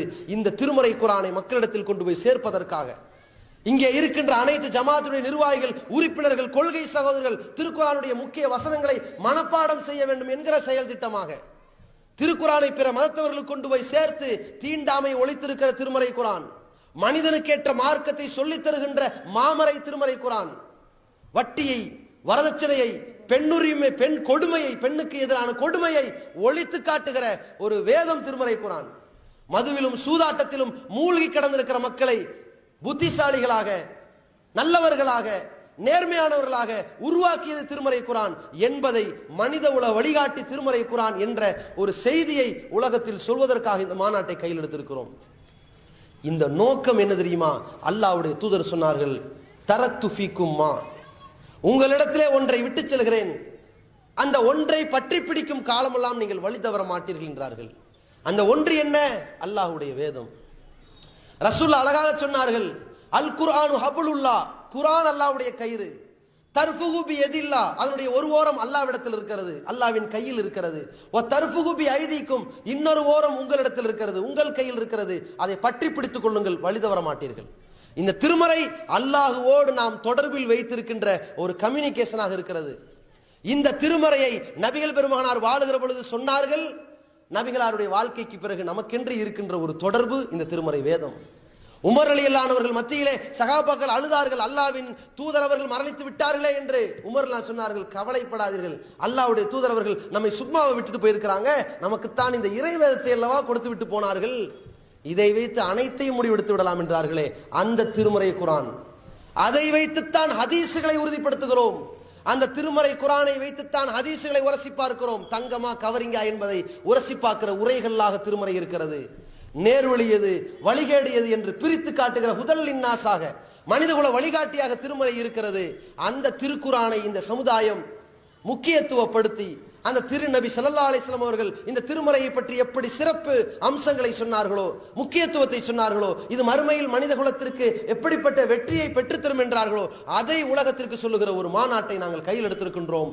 அல்லாஹ்வுடைய மார்க்கத்தை அதன் தூய்மையான வடிவில் நாம் ஏற்று அதன் வழியில் நடந்து நம்முடைய சந்ததிகளும் இந்த சத்தியத்தில் பயணித்து சத்தியத்திலேயே சங்கமிப்போமாக. அஸ்ஸலாமு அலைக்கும் வரஹ்மத்துல்லாஹி வபரகாத்துஹு.